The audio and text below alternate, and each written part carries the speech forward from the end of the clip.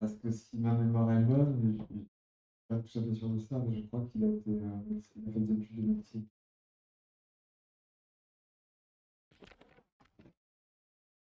Ouais, j'avais oublié juste de mettre le téléphone.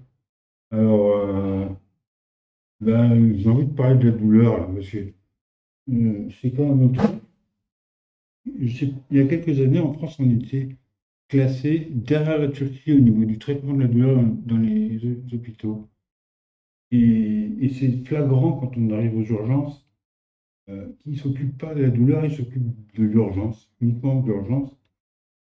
Et ils nous laissent dans la douleur complètement pendant des heures. Et en fait, tant qu'on a mal, c'est qu'on est vivant. Tant qu'on crie, aïe, j'ai mal au pied, c'est que le problème est dans le pied. Et c'est comme ça. Ils soignent à la douleur. Ma tante, elle est arrivée avec la cheville comme ça. Le mec, il appuie dessus. Elle fait aïe, il faut faire une radio. Il n'y a pas besoin d'appuyer pour faire la radio. Il aurait pu le dire avant, quoi. Et bah, comme lui, en fauteuil, là, qui marchait il y a 3 jours. Et, et le plaisir dans le médical, c'est tabou, c'est interdit, il ne faut pas. Tout ce qui a été médicament qui a procuré du plaisir à des gens, même des médicaments qui ne sont pas dangereux et qui bah, ont été interdits au fur et à mesure. Non, moi, à chaque fois, ça me laisse perplexe, mais c'est la façon dont tu demandes de mesurer ton état de douleur de 0 à 10.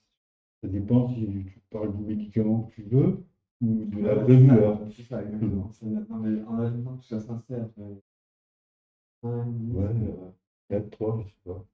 c'est des situations bizarres, puisqu'on a une grille d'évaluation qui peut être contrôlée par personne d'autre que nous, quoi. Puis moi, elle a été augmentée 2 fois. Ouais, La ouais. première fois, c'est quand on m'a arraché ma dent sous anesthésie. Ah ouais, c'est pas cool. Alors là, c'est la première fois que je criais de douleur. Et, et en plus, j'avais un deuxième nerf, elle m'appelle. Comment? Et ça, c'est la douleur la plus aiguë et forte que j'ai eue. C'est dur en quart de seconde, c'est faisable. Je suis resté 4 heures aux urgences avec le fémur pété. Ouais, ça. Et il m'avait fait de la morphine et ça ne marchait pas, ça n'avait rien fait.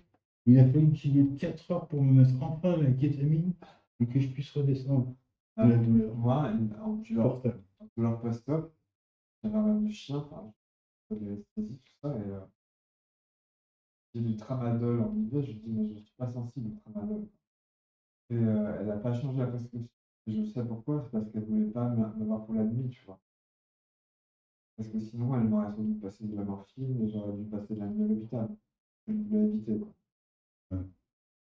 En attendant, mais bon, après, les médecins ont pris de relais, ils m'ont prescrit de l'oxycodone, l'acupant, Ouais. ça allait, quoi. Moi, je suis arrivé, ça faisait 3 jours que je m'étais défoncé la gueule. J'ai oublié mes antidépresseurs. J'étais dans une état lamentable.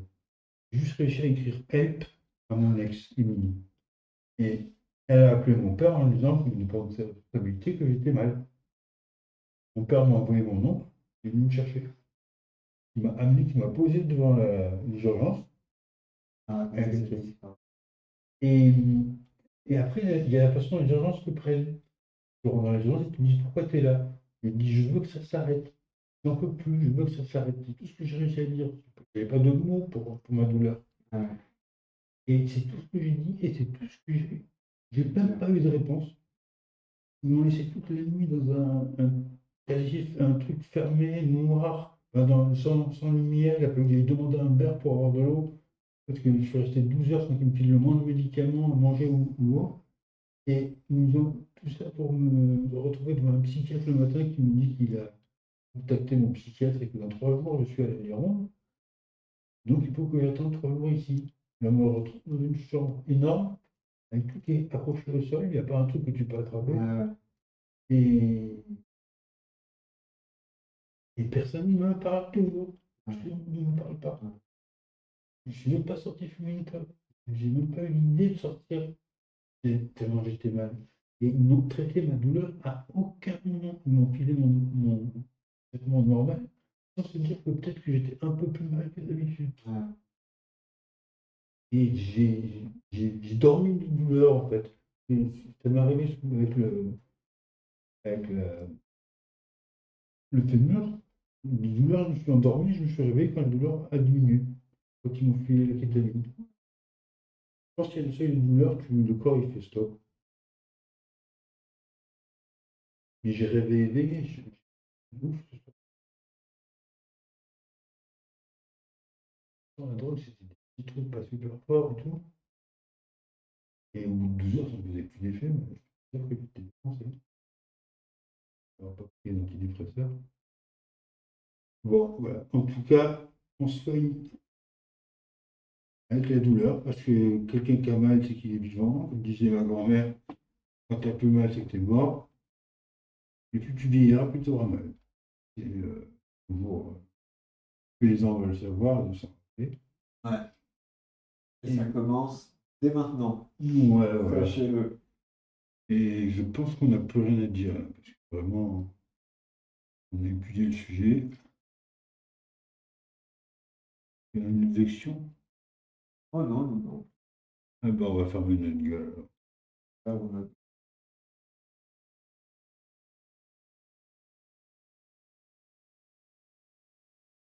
Et quand il n'y a plus d'espoir, je fume du crack, je prends de la drogue, j'ai plus d'ennemis.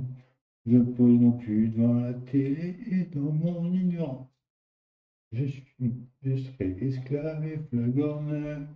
Une reprise du Gaia Poubelle de Sophie Victimus.